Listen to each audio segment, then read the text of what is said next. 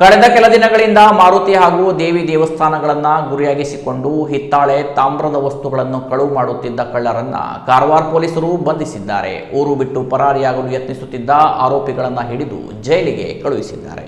ಕಾರವಾರ ತಾಲೂಕಿನ 3 ದೇವಸ್ಥಾನಗಳಲ್ಲಿ ನಡೆದ ಕಳ್ಳತನ ಪ್ರಕರಣಗಳು ಪೊಲೀಸರ ತನಿಖೆಯಿಂದ ಬೆಳಕಿಗೆ ಬಂದಿದೆ. ಹಬ್ವಾಡ ರಸ್ತೆಯಲ್ಲಿ ದಾಸಮಾರುತಿ ದೇವಸ್ಥಾನದಲ್ಲಿ ಸುಮಾರು 30,000 ರೂಪಾಯಿ ಮೌಲ್ಯದ 50 ಕೆಜಿ ತೂಕದ ಹಿತ್ತಾಳೆ ಹಾಗೂ ತಾಮ್ರದ ವಸ್ತುಗಳನ್ನು ಮೇ 20ರಂದು ಕಳುವು ಮಾಡಲಾಗಿತ್ತು. ಈ ಕುರಿತು ಶ್ಯಾಮ್ ಸುಂದರ್ ಅನಂತ್ ಬಸ್ರೂರ್ ನಗರ ಠಾಣೆಯಲ್ಲಿ ದೂರು ದಾಖಲಿಸಿದರು. ಇನ್ನೊಂದು ಪ್ರಕರಣದಲ್ಲಿ ಚಂಡಿಯಾದ ಜಯಮಾರುತಿ ದೇವಸ್ಥಾನದಿಂದ ಸುಮಾರು 21,000 ರೂಪಾಯಿ ಮೌಲ್ಯದ 2 ಹಿತ್ತಾಳೆ ಗಂಟೆಗಳನ್ನ ಮೇ 31ರಂದು ಹಾಡೋಗಲ್ಲೇ ಕಳುವು ಮಾಡಲಾಗಿದೆ. ಈ ಬಗ್ಗೆ ನರಸಿಂಹ ಸುಬ್ರಾಯ ಆಚಾರ್ಯವರು ಕಾರವಾರ ಗ್ರಾಮೀಣ ಠಾಣೆಯಲ್ಲಿ ದೂರು ನೀಡಿದ್ದರು. ಮಕ್ಕೇರಿಯ ಶಾಸನವಾಡದ ರಾಮಸತಿ ದೇವಿಯ ದೇವಸ್ಥಾನದಲ್ಲಿಯೂ ಜೂನ್ 4ರಂದು ಸುಮಾರು 25,000 ರೂಪಾಯಿ ಮೌಲ್ಯದ ಹಿತ್ತಾಳೆಯ ಗಂಟೆಗಳನ್ನ ಕಳುವು ಮಾಡಲಾಗಿತ್ತು. ಈ ಕುರಿತು ವಿಘ್ನೇಶ್ವರ ರತ್ನಾಕರ್ ನಾಗೇಕರ್ ಅವರು ದೂರು ದಾಖಲಿಸಿದ್ದರು. 3 ಪ್ರಕರಣಗಳಲ್ಲೂ ದೇವಸ್ಥಾನಗಳಲ್ಲಿರುವ ತಾಮ್ರ ಹಾಗೂ ಹಿತ್ತಾಳೆಯ ವಸ್ತುಗಳನ್ನೇ ಗುರಿಯಾಗಿಸಿಕೊಂಡು ಕಳ್ಳತನ ಮಾಡಿರುವುದು ಒಂದೇ ತಂಡದ ಕೈಚಳಕ ಎಂಬ ಅನುಮಾನಕ್ಕೆ ಕಾರಣವಾಗಿತ್ತು. ಸಮಗ್ರ ತನಿಖೆ ನಡೆಸಿದ ಪೊಲೀಸರಿಗೆ ಸಿಕ್ಕ ಸುಳಿವಿನ ಆಧಾರದಲ್ಲಿ ಆರೋಪಿಗಳನ್ನ ಬಂಧಿಸಿ ಕಳುವಾದ ಸಾಮಗ್ರಿಗಳನ್ನ ವಶಕ್ಕೆ ಪಡೆದಿದ್ದಾರೆ. ಆರೋಪಿಗಳು ಇನ್ನು ಎಲ್ಲಿ ಕಳ್ಳತನ ನಡೆಸಿದ್ದಾರೆ ಎಂಬ ಬಗ್ಗೆ ಪೊಲೀಸರು ವಿಚಾರಣೆ ಮುಂದುವರೆಸಿದ್ದಾರೆ. ಬಂಧಿತ ಆರೋಪಿತರ ಹೆಸರು ಹಾಗೂ ಹೆಚ್ಚಿನ ಮಾಹಿತಿ ಇನ್ನಷ್ಟೇ ಬಹಿರಂಗವಾಗಬೇಕಿದೆ.